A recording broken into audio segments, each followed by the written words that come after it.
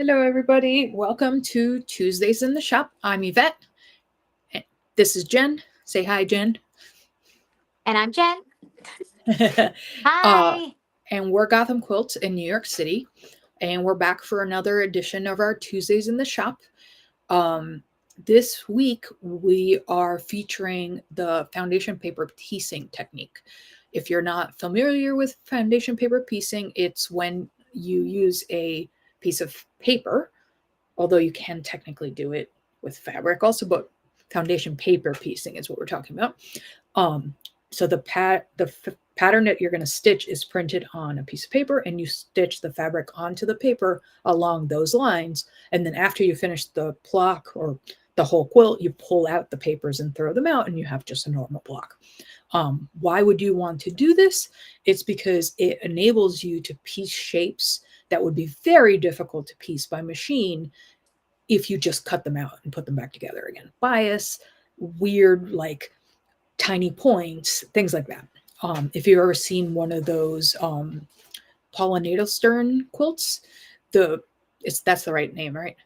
Yeah. And it's like all the craziness that she achieved, she does it with foundation paper piecing. And because we're about to launch the Zoo Family Portrait Block of the Month in July, which is all done in foundation paper piecing, we are offering this tutorial in case you have never done foundation paper piecing and that's keeping you away from making that quilt. We're going to teach you how.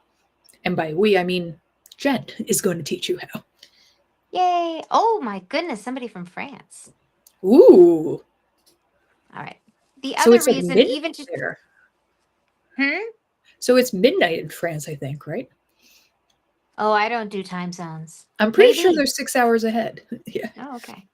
The other reason to do foundation paper piecing, even with a really simple block, is look at how precise these points are. You just get a lot of precision even with a simple block. I think my camera's backwards or something and I'm confused. But you can get really precise points without trying all that hard, just by stitching on the lines that are on your paper. So it's really a great way to make it easier for you. Yeah. Like that block that Jen is showing, that's our economy block pattern. Yeah. Not that we invented this shape. This is a really classic block that is in the public domain. People also called this a square in a square, or what was the other name for it, Jen? They called it a diamond in a square, Diamond in a square. which of Yeah. course I took offense to. So Because that doesn't look like a diamond to you. It's just a it's a square on its square. side. Yeah, exactly. I agree. We get obsessed with silly things like that. If you want to download this pattern, it's a PDF, a free PDF on our website. You can scan this QR code, and then you add it to your cart and check out, but without paying anything, and then you can download the PDF immediately. Yep. And the link is also in the description of this video. So if you don't catch it right now, it'll still be there. I guess take it away, Jen. All right, I'm going to switch me on to my other camera and blow out this image. Okay, so this is the block that we're aiming for, and I've got it done with 3 fabrics. What you're going to get when you download the pattern at gothamquilts.com is this 1-page sheet, and it's got some information up at the top for you. If you want to pre-cut your shapes, it's got the dimensions. You're going to want a 3.5-inch square for the middle, a 3.25-inch square for the sides here, or you can cut 3.5 and then cut it again on diagonal for those shapes. And I have a 4-inch square that I cut on the diagonal for the outer shapes. You don't need to pre-cut, but it makes it easier, especially if it's your first time. It's kind of a little bit easier to hit the target when you have something that's just right. The other thing that's really important on this is to look at this 1-inch scale square and measure it. Make sure that your printer printed it out the right way. For this one, it's not quite as important because as long as all of the ones you make are the same, it should be fine. But I've seen printers that kind of squish things and make rectangles, which would make it really frustrating. So just measure that, make sure it's right. When you print it out, don't do any of the fit to page or scale. It should be printed at 100% scale, and that'll give you this precise block that finishes at 6-inch finished, 6.5 inches if you're counting your seam allowances. And you'll notice there are numbers. And it says 1, 2, 3, 4, 5, 6, 7, 8, 9. This is the order that you stitch your pieces together in. So after you've made sure that it's the right size, you're going to want to cut out your paper along the dotted lines. That's your finished line. And of course, you see I did it with a scissors, so it's wonky. My fabric scissors, not my paper scissors. What? And I like to use a light box. Oh, wrong button. That's this one over here, which won't work because, oh, never mind. All right. I Live like to demo, use a light people. box. Veronique is asking, is it just regular printer paper? It is just regular printer paper. There is fancier paper you can buy that's called, I think it's like vellum and stuff that you can buy, or newsprint, but printer paper is already in my house, so that's what I use. So what you're going to do is put your fabric print side down and put your pattern on top. And can you see? You can see through the Yes. light box. Beautiful. Make sure that you've got your piece lined up so that you've got about a 1/4 inch seam all the way around. It doesn't have to be perfect, but closer to perfect is better.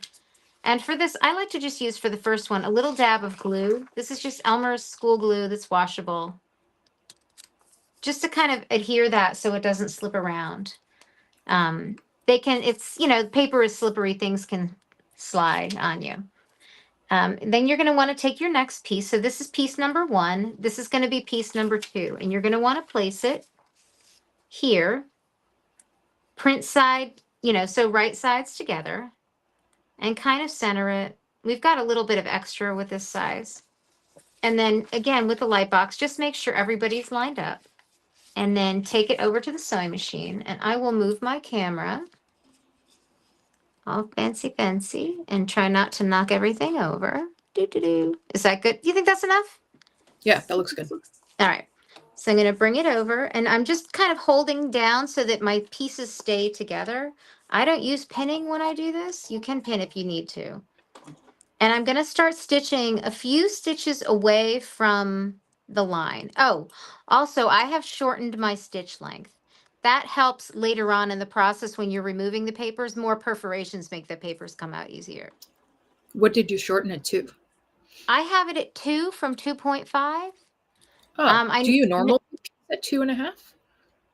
Yeah, that's just what I piece at when my sewing machine comes on. Normally I piece at 2, and then I do foundation paper piecing at 1.5. Oh, I end up ripping things out, and more stitches makes it harder to rip things out. It's true. Also, if I have to change it, I haven't looked at the machine to adjust the settings, but if I have to change it, I never remember to do that. So I will, I never put it back to the right way. All right. So what I do then. Oh, Andrea's saying she does 1.5 or 1.8. Yeah, I'm probably not narrow enough. So I'm going to fold this now along the perforation and just use my thumbnail.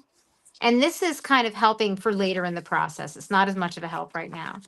Then I'm going to flip this over and with the light box, double check that I've got my fabric all the way past the seam lines that I want to cover. And then I'm going to do this step. Now, this is where it can be a little bit dangerous. Make sure that your fabrics that you've stitched are behind your paper. And the only thing sticking out is your seam allowance. And this is my add a quarter ruler, which is a really cool tool. We have them, I think we have them on pre-order, right?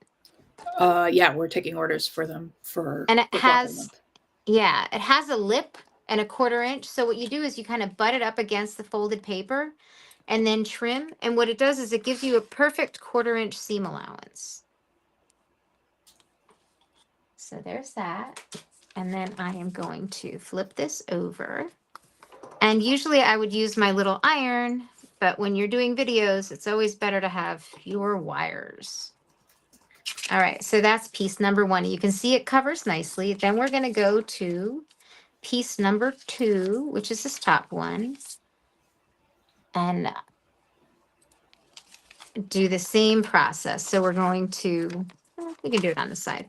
We can line it up here and hold it in place. And if you're worried about things sliding around, pins are fine. Just keep in mind that you have to get them out and not sew over them. I never sew over pins with my sewing machine because I've hit the pins too many times. Yep. All right. So, of course, it didn't go through. This is part of the reason I don't pin with paper piecing is because it's more difficult. All right. So I'm just going to stitch along that line. Everybody's lined up nice. I sometimes will put a pin like in the middle that is Yeah. nowhere near the place I'm going to stitch. That way I don't have to worry about pulling the pin out, just to keep the fabric from shifting. Yeah, that's a good idea. And Deb Usually is asking, I just hold them. How come you can't cut the 1/4-inch seam before you stitched it? You can. It's kind of whatever rhythm you like. I like doing it afterwards. That way I don't have to have it lined up perfectly. Right. And so even if you cut it first, if you didn't stitch it perfectly, then you still would want to trim afterwards. Yeah. So that's why you trim after you make the line, not before you make the stitch line. So what I did there was I pulled, and so since this stitching crossed this line, there were some stitches up here, and I just kind of pulled the fabric back so that I'm trying to make it easier later to take the paper out as I go along. But I fold the papers first. I'm going to double check again that I covered everything that I need to cover. Fold it back. And you didn't press your first seam before you did your second, right? I did. I used my little seam roller. Oh, you used the seam roller. I completely missed that. Yeah.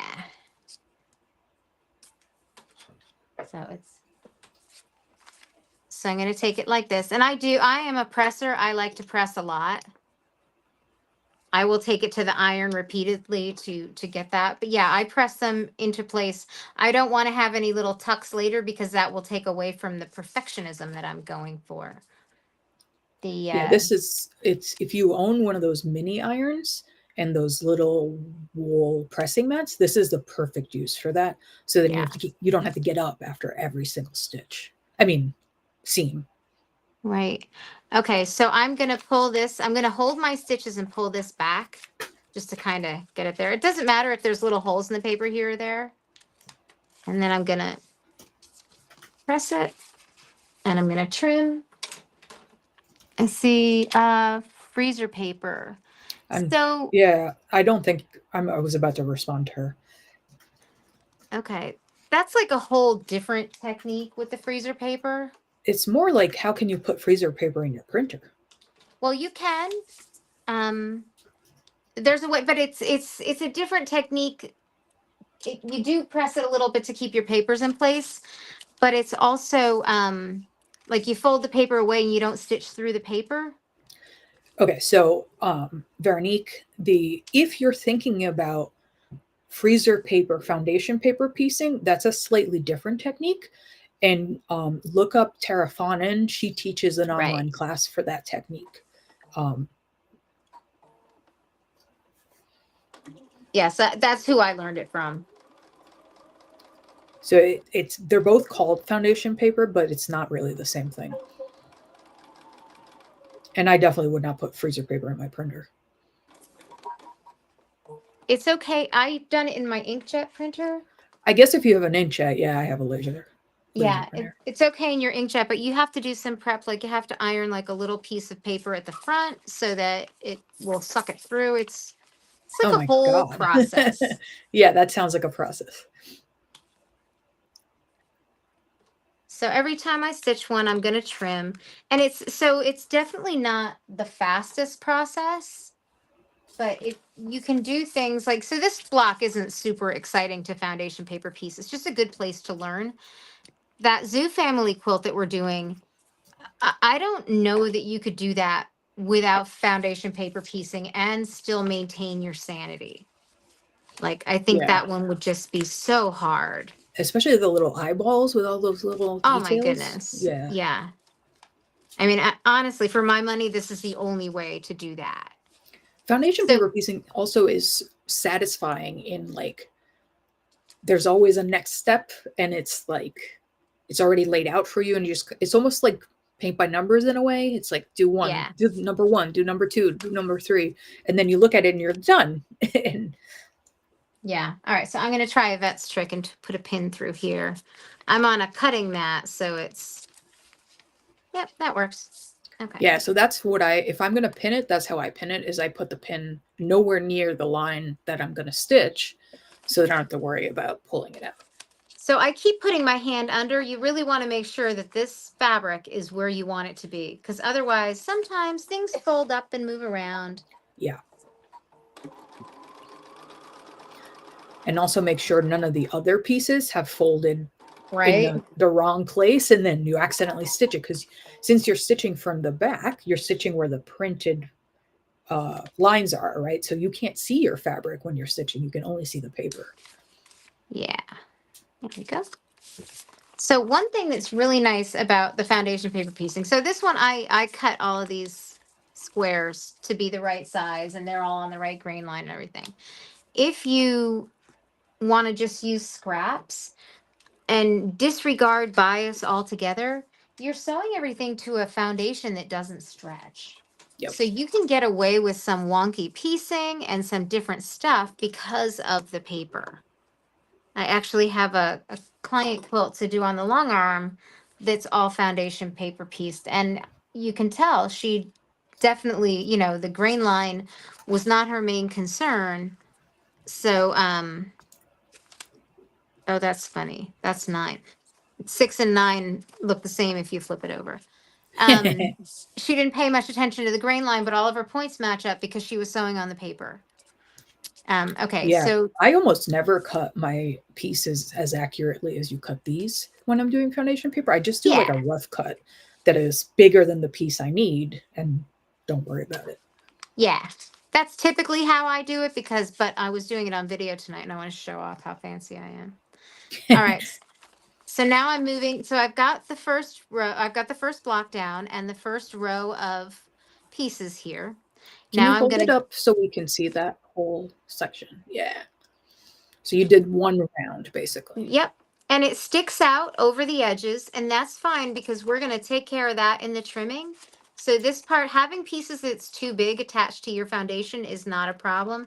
It's when you can see your line, like, you know, this line is peeking through, that's a problem. You always want to make sure you have a nice 1/4 inch. If you don't have a fancy light box, you can hold it up to a window or up to the light on your ceiling. But when I got the light box, I was thrilled. I don't use it all that often, but when I do, it's almost always for foundation paper piecing. All right. So these guys are here, and I can really see what's going on, and I can see the end of the fabric, so I'm going to just hold on to those. Back to the sewing machine. Boy, I need to reconsider this setup. No, you're doing fine. I think I need like 4 cameras and 2 more canvas stands.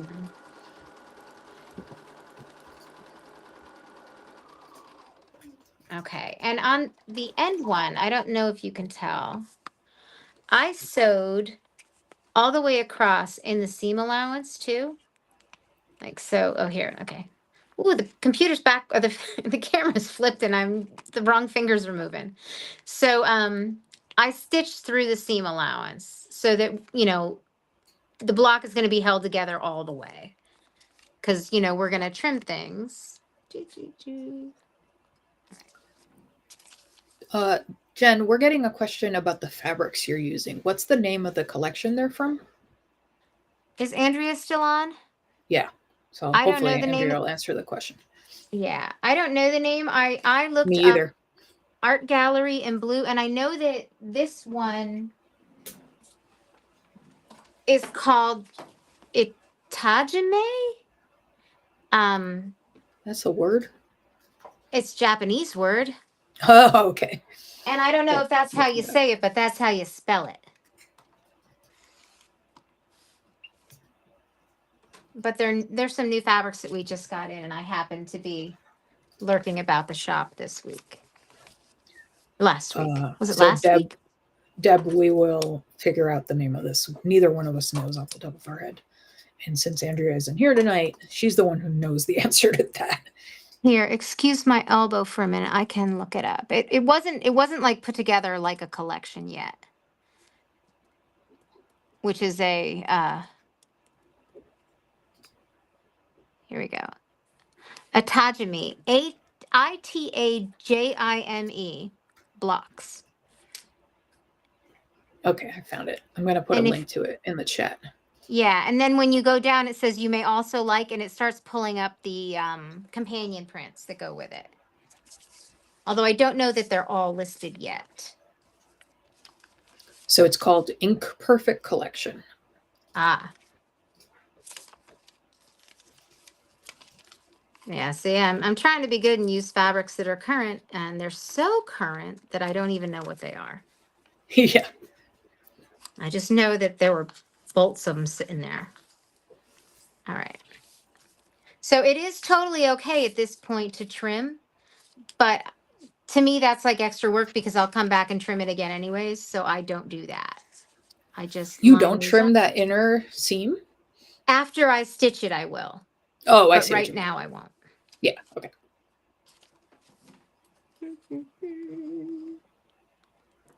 I do love this silly little lamp stand. Okay. So I'm going to start stitching all the way at the seam allowance and then just come across.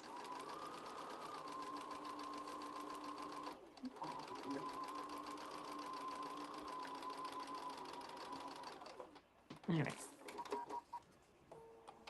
And this little point here where you stitch, let's see if I can, yeah, where you stitch across these two lines, this is why you get these perfect points here. Ooh. Like, and it's funny, I just spent a morning lecturing about Kawandi and how it doesn't matter and there's no need to be perfect. And then I'm totally Yeah, on the getting opposite excited end. about how perfect this one is. So That's like I always tell people that I think you should learn every technique that you Right. can.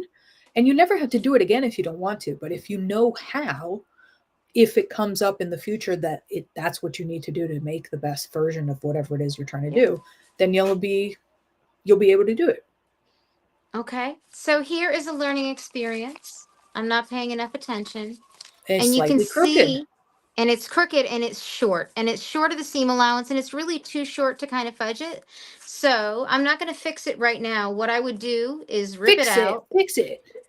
Fix it? You want me to rip it? Yeah. I don't Fix even it. know where my seam ripper is. I mean, learning how to take them out is pretty important too, I think. Oh, okay. Let me find a seam ripper. I think the only one I have is this emergency room trip seam ripper. All right. If I have to go to the hospital, I'm going to collect workman's comp. No, you won't. All right. I don't know where my seam rippers are, like in my travel bags. There we go. This isn't too bad though. Yeah, so this is the only downside of making your stitches so small is that you got to take them all out when you mess up. And it's normal to have to rip a piece out. Like, absolutely. I would say every project I've done with foundation paper piecing, at least once, when you flip it over, the fabric isn't exactly covering the place it needs to cover. And so the other thing I would do is, since I pre-cut these pieces to 4 inches, if I have a consistent problem and I have that issue again and again, I will not have it more than twice. But if I have that problem again, I will just go back and cut some bigger pieces. Yeah.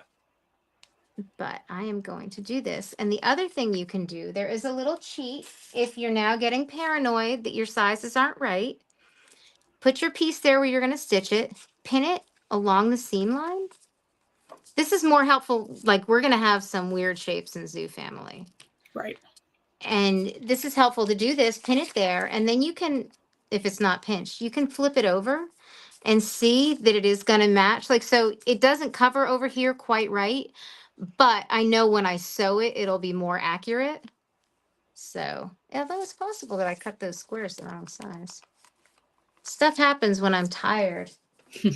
Well, I think you also have a little bit more than a 1/4 inch of that dark blue sticking out. I may have, so I am going to scoot it down a little. There we go.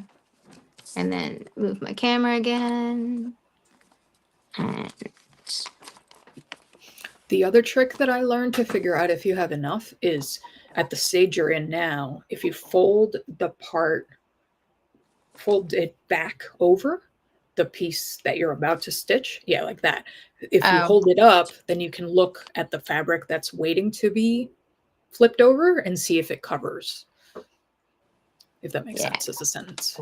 I don't think that didn't make sense to me, but we Okay, we I'll are so walk you different. through. Our brains are so different. Yeah, I'll walk you And through how to do it on the next one, and we can okay, show people. I know foundation paper piecing for me always feels like I can't really do anything else that day. I can't switch to different techniques because you have to get like kind of in the zone and everything feels backwards. Well, because you're sewing from the wrong side. Right. Yeah, Right. I took a couple of classes with Sarah Bond, Oh, that's and good. Oh, oh she's yeah, that looks great. good. Yeah. And she has this very relaxed approach to doing foundation Mm-hmm. paper piecing, and she actually does chain stitching foundation paper piecing, Yes. which is just blew my mind. Like she's working on more than one block at a time. Yeah, Um, I'm a one at a time girl. I was until I took that class with her, and then I was like, "This is brilliant and saves you so much time." I couldn't get into that part of it. Like I liked it and I did some of it, but I what I do with foundation paper piecing is if I'm going to make a mistake, I don't want to make that mistake efficiently. I want to just do it once. Yeah. All right. So Okay, I can so see the my, thing I was just explaining was at the stage you're in now. oh, like this. Yes, but the opposite of that. So flip the fabric, flip the paper back over the way you had it, like folded down. Oh, okay. And then when you pick up the whole thing with the background fabric, with the fabric you're about to stitch, and you hold it up to the light, then it'll tell you if the fabric covers I that entire see. piece that you I folded up. see. I'm looking for the shadow in here Right. to make sure I got it. Okay. I got it. That makes sense. And Oh, I still sometimes make a mistake, but that trick really helped a that lot. helps. Yeah, that's good. I'm trying to line this back up. And we have a dinner delivery, and the security Oh, department nice. is trying to bark Can you in the swap your camera studio. again? Huh? Can you point your camera again? Oh, yes. Sometimes the talking and the doing is hard. Too many motion things to move at the Yeah. same time. What's really nice is you don't have to pay attention to your 1/4 inch seam while you're stitching on this. Right. So like all of us are so used to really keeping an eye on that edge of your foot and don't go too fast, right? Because you're trying to keep a 1/4 inch seam. On this, you just have to stitch on the line. Yeah. Yeah, you don't have to really worry about that, the 1/4 inch so much. I mean, you do worry about it when trimming. And when you place the fabric, but not when you're Yeah. stitching. Yeah. Yeah, so this is a day to give your 1/4 inch seam a vacation. Yeah, so that seems a little narrow, but you know Eh, what? Nobody's going to know after I it'll be quilt fine. it. Although you can see, I've got like, I'm not quite perfect there. Uh-oh. I Uh-oh. want my money back, Jen. I know, right? Oh, but you know what? Remember, I put it up for free. All right, so I'm going to take the little scraps off of here and make sure it's big enough. And it's not because I trimmed it. All right, I'm going to cut one more 4-inch square.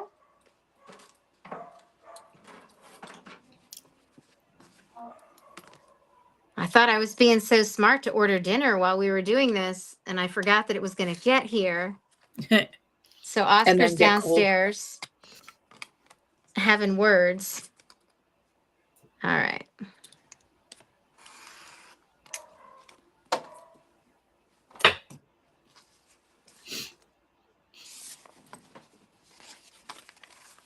You would think at this point he would realize that somebody coming at this hour is food and he might get some, but nope. So he's barking at the delivery person, is what you're saying? Yep. Yep. All right. So lining up the last one. And this is where I get excited. And typically this is where I make mistakes because I'm It's almost the last done. one. Yeah.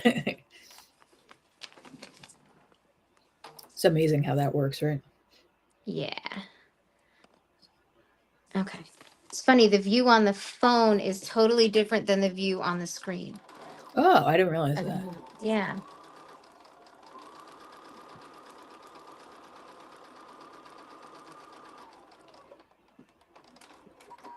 And I think it's time to clean my thread. Go. It got this time. All right. So here's the last one. I'm going to flip it and check it. Perfect. Woo! We're perfect enough. Fold this back again. Trim it. The only downside about foundation paper piecing is my floor is a disaster now. Yeah. Because I keep It swiping does the little leave little scraps. teeny bits of paper and fabric everywhere. Yeah. Yeah. So, ta-da. Woo! And I can't do it right now because the camera is in the way. But I will take this now and I'll give it a press with an iron to make it really flat. And then I will trim a 1/4 inch away from this printed line, you know, about on the dotted line, but you can see I wasn't paying super attention there. And I will have a perfect block that will go nicely with this one. And I will say that if you're using a print with stripes, pay attention when you're putting them on if it bothers you if they're going in different directions. These should be going all in one direction, but I was tired. So I won't be taking that block apart though. But It if doesn't you're matter. if you're using linear prints or directional prints and you care, just a little bit of attention will fix that kind of stuff. Yeah. Do you want to just quickly show them how the two would go together now? You don't have to stitch it, but just explain that. Oh, yeah. So when you're putting them together, after you press them or trim them, press them. When you want to line them up and you want these little points to match up perfectly, if perfectly is your thing, put a pin through that point and put it through the point on this block. Make sure it's there. Put a pin through each corner. I hope this is what you meant. Yeah. And then make sure the pin goes through the corner here. So basically, she's aligning the stitch lines of one block with the stitch lines of the other block. Yeah.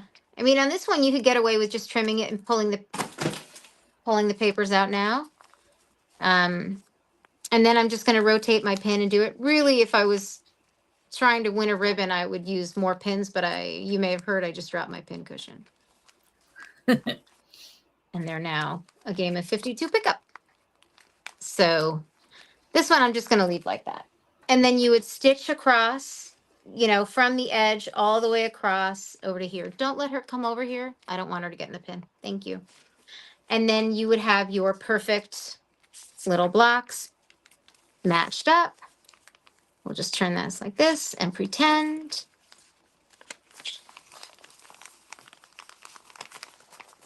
Yay! And they'll come together. Nice, nice. And wouldn't this look pretty, this fabric in a quilt? Oh, yeah. And this is such an easy block that works with so many different fabric combinations. You can do fussy cutting in that middle square. You could do, you know, an ombre where it's like light on the end and dark in the middle. There's so many variations of this and they all look fabulous. Yeah. And it's really fun to see, like, you know, just moving the fabrics around, how it changes the look of the block. Yeah. I really like it. This one, I actually kind of flipped them unintentionally. I wanted to make sure that the fabrics that I grabbed from the stack were on the website already. But yeah, now I kind of want to make this whole quilt. Yeah, I kind of do too. All right. So yeah, I will it's pretty. Maybe I'll put me back up at the top and then I'll put the QR code up again so you can scan this QR code to go to our website and download the pattern and print it out and try it for yourself. And if you can also click the link that's in the description of the video. Or you could go to gothamquilts.com and just search for the phrase economy block. Is the only thing we have that's called economy block. And also, I want to put up the link to the Zoo Family Block of the Month that we've referenced several times in this video. If you haven't signed up for it yet, we are still taking signups. The fund starts in July, and it's a 12-month Block of the Month program. So for 12 months, every month, you're going to get a shipment of fabric and a pattern and do a bit of this quilt, bit by bit by bit, for 12 months. And every inch of it is foundation paper piecing. What are you folding over there, Jen? Yeah. I'm folding up the fabrics. Andrea said she'd like to show them off. Do you want me to flip through all of them? Or is it a problem because we don't have a bundle? Well, maybe I'll put, how about if I put a QR code up and people can just scan that? Ugh. I have the prints here. Let me see. Do you want me to do it with the overhead camera or do you want me to hold them up? Hold on 1 second. I'm just making the QR code. She's a magician with the QR codes. Best trick ever. It's so much easier for people if they can scan it. All right, oh, there so is a bundle. I just couldn't find it. Awesome. And then I will make you bigger so you can hold up the fabric. All right. So let me move this other thing out of the way, but not too far.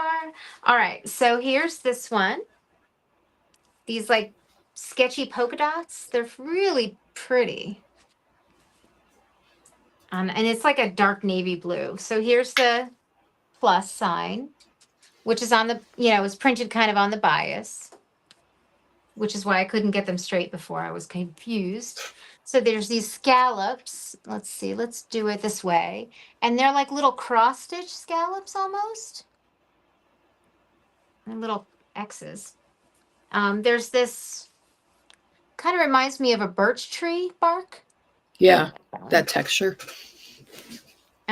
These are my two favorite prints. They look like Sashiko stitches, although my Sashiko expert has told me that they are too small for her to stitch Sashiko on, happily. This